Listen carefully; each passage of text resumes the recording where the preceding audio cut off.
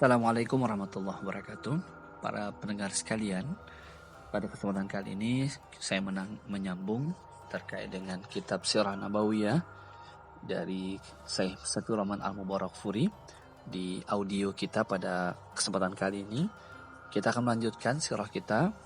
Malam hari ini saya akan membacakan mantalaki terkait dengan Darul Arqam. Kalau kemarin kita sudah berbicara tentang bagaimana dakwah secara terang-terangan, ya, kemudian bagaimana penyiksaan-penyiksaan yang terjadi, ya, berbagai macam tekanan penyiksaan yang terjadi di kalangan para sahabat, ya, yang memasuki Islam. Nah, kali ini saya akan melanjutkan dengan Darul Arqam.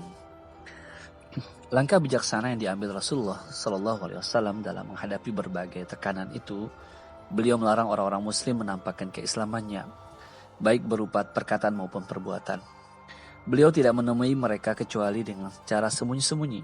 Sebab jika sampai diketahui beliau bertemu mereka, tentu orang-orang musyrik berusaha menghalangi usaha beliau untuk mensucikan jiwa orang-orang muslim dan mengajarkan Alkitab.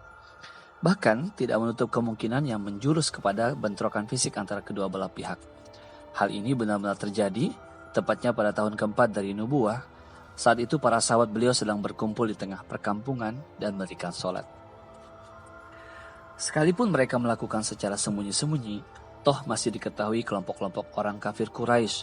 Orang-orang kafir itu mencaci maki dan menyerang mereka. Hingga Sa'ad bin Abi Waqqas bisa menikam salah seorang kafir hingga darahnya tertumpah. Inilah korban pertama yang terjadi dalam Islam. Para pendengar sekalian, jika bentrokan fisik ini terjadi berulang-ulang dan berlarut-larut, tentu bisa menghancurkan orang-orang muslim sendiri. Maka langkah yang paling bijaksana ialah dengan menyembunyikan keislaman mereka. Maka begitulah para sahabat secara keseluruhan menyembunyikan keislaman, ibadah, dakwah, dan pertemuannya. Tetapi Rasulullah SAW tetap menampakkan dakwahnya dan ibadah di tengah orang-orang musyrik, dan sama sekali tidak mengurangi aktivitas tersebut. Sekalipun begitu, orang-orang muslim tetap mengadakan pertemuan secara sembunyi-sembunyi demi kemaslahatan diri mereka dan kepentingan Islam. Tempat tinggal Al-Arqam bin Abil Arqam Al-Makhzumi yang berada di atas bukit Safa dan terpencil dari pengintaian mata-mata Quraisy menjadi markas dakwah beliau dan sekaligus menjadi tempat pertemuan orang-orang muslim semenjak tahun kelima nubuah.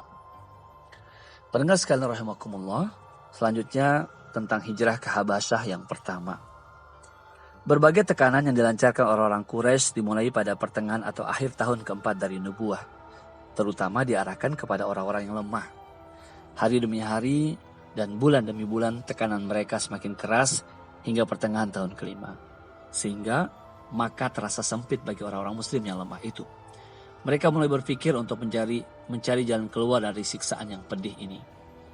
Mereka mulai berpikir dalam mencari jalan keluar dari siksaan yang pedih ini dalam kondisi yang sempit dan terjepit ini. Kemudian turunlah surat Al-Kahfi sebagai sanggahan terhadap berbagai pertanyaan yang disampaikan orang-orang musyrik kepada Nabi Shallallahu Alaihi Wasallam. Surat ini meliputi 3 kisah. Di samping di dalamnya terkandung isyarat yang pas dari Allah terhadap hamba-hambanya yang beriman. Nah, kisah pertama tentang Ashabul Kahfi yang diberi petunjuk untuk hijrah dari pusat kekufuran dan permusuhan. Karena dikhawatirkan mendatangkan cobaan terhadap agama dengan memasrahkan diri kepada Allah Subhanahu wa taala. Firman Allah, wa idh tazaltumuhum wa ma ya'buduna illa Allah fa'u ilal kahfi yanshur lakum rabbukum min rahmatihi wa yuhayyi' lakum min amrikum mirfaqa. Dan apabila kalian meninggalkan mereka dan apa yang mereka sembah selain Allah, maka carilah tempat berlindung ke dalam gua itu. Niscaya Rabb kalian akan melimpahkan sebagian rahmatnya kepada kalian dan menyediakan sesuatu yang berguna bagi kalian dalam urusan kalian. Surat Al-Kahfi ayat ke-16. Para pendengar sekalian, kisah kedua tentang Khidir dan Musa yang memberikan pengertian bahwa berbagai faktor tidak selamanya tidak berjalan dan berhasil dengan bergantung kepada real semata. Tetapi permasalahannya bisa berbalik total tidak seperti yang tampak. Di sini terdapat isyarat yang lembut bahwa usaha memerangi orang-orang muslim bisa membalikan kenyataan secara total. Dan orang-orang musyrik yang berbuat semena-mena terhadap orang-orang muslim yang lemah itu bisa dibalik keadaannya. Kemudian kisah ketiga tentang Zulkarnain yang memberikan suatu pengertian bahwa bumi ini adalah milik Allah yang diwasiatkannya kepada siapapun yang dikehendakinya dari hamba-hambanya. Bahwa keberuntungan hanya diperoleh di jalan iman, bukan di jalan kekufuran.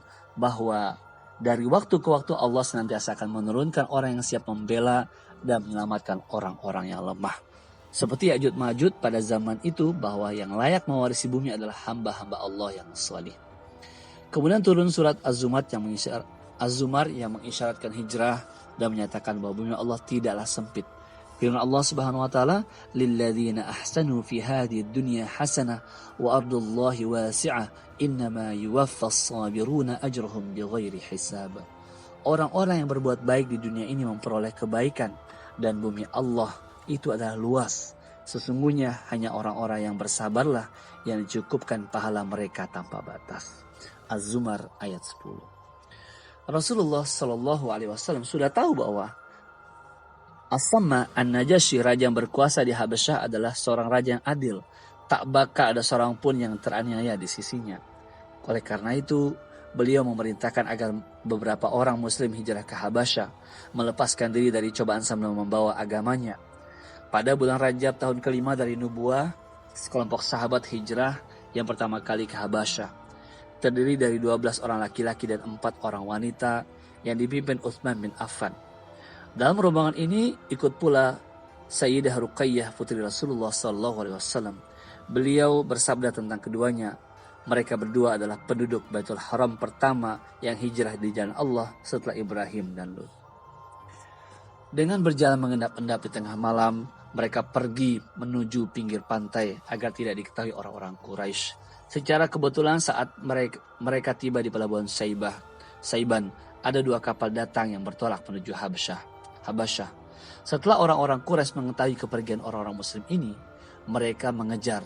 Tetapi tatkala mereka tiba di pinggir pantai, orang-orang muslim sudah bertolak dengan selamat.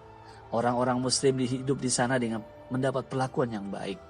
Pada bulan Ramadan di tahun yang sama, Nabi Shallallahu Alaihi Wasallam keluar dari Masjidil Haram, yang saat itu para pemuka dan pembesar Quraisy sedang berkumpul di sana. Beliau berdiri di hadapan mereka, lalu seketika itu pula membaca surat An-Najm. Orang-orang kafir itu tidak pernah mendengarkan kalam Allah yang seperti itu sebelumnya. Sebab redaksi mereka panjang-panjang seperti biasanya, memaksa sebagian di antara mereka untuk menjelaskan kepada sebagian yang lain. Seperti yang dijelaskan Allah, وَقَالَ الَّذِينَ كَفَرُوا لَا تَسْمَعُوا لِهَذَا الْقُرْآنِ وَالْغَوْا فِيهِ لَعَلَّكُمْ تَغْلِبُونَ. Dan orang-orang kafir berkata, janganlah kalian mendengar dengan sungguh-sungguh akan Al-Quran ini, dan buatlah hiruk pikuk terhadapnya supaya kalian dapat mengalahkannya. Fussilat ayat 26. Tetapi tatkala dilantunkan bacaan surat ini, gendang telinga mereka diketuk kalam ilahi yang indah menawan, yang keindahannya sulit dilukiskan dengan suatu gambaran. Mereka pun terdiam dan terpesona menyimak isinya, dan semua orang khidmat mendengarnya. Sehingga tidak ada pikiran lain yang melintas di dalam benak mereka. Tatkala beliau membacakan penutup surat ini, hati mereka serasa terbang. Akhirnya beliau membaca ayat terakhir, Fasjudu lillahi wa'budu. Maka bersujudlah kepada Allah dan sembahlah Dia. An-Najm ayat 62. Mereka pun sujud. Tak seorang pun mampu menguasai diri dan mereka semua merunduk dalam keadaan sujud. Sebenarnya sinar-sinar kebenaran telah merasuk ke dalam jiwa orang-orang yang sombong dan selalu mengolok-olok mereka. Mengolok-olok itu, mereka tidak mampu menahan diri untuk sujud di hadapan Allah Subhanahu wa taala. Apa yang selama ini mereka pegang telah jatuh karena mereka merasakan keagungan kalam Allah yang benar-benar telah menguasai kendali mereka. Saat itu mereka melakukan apa yang sebelumnya hendak mereka punahkan dan basmi. Maka setelah itu mereka yang sujud itu mendapat cercaan dan makian dari segala arah, yaitu dilontarkan orang-orang musyrik yang tidak ikut sujud. Pada saat itulah mereka mendustakan Rasulullah Shallallahu Alaihi Wasallam dan mengada-adakan perkataan untuk memojokkan beliau, bahwa beliau menyebutkan nama-nama berhala mereka dengan ungkapan berisi sanjungan, bahwa beliau berkata tentang berhala-berhala itu, itulah Goranik yang luhur, yang syafaatnya benar-benar diharapkan. Mereka membuat kedustaan yang nyata ini sebagai alasan untuk menutupi sujud mereka bersama Nabi Shallallahu Alaihi Wasallam. Tindakan seperti ini tidak terlalu mengherankan, sebab mereka sudah biasa membuat kedustaan dan mengarang-arang cerita bohong. Para pendengar sekalian, cerita tentang Gharabik dan sujudnya orang-orang musyrik ini didengar para muhajirin di Habasyah. tetapi dengan versi yang berbeda jauh dengan gambaran yang hakiki. Ceritanya bahwa orang-orang Quraisy sudah masuk Islam. Oleh karena itu mereka pulang ke Makkah pada bulan Syawal pada tahun yang sama. Hampir mendekati Makkah sebelum tengah hari, mereka pun tahu apa yang sebenarnya terjadi. Sebagian di antara mereka ada yang kembali lagi ke Habasyah, sedangkan mereka yang hendak pulang ke Makkah masuk ke sana dengan cara sembunyi-sembunyi atau dengan cara meminta perlindungan kepada salah seorang Quraisy.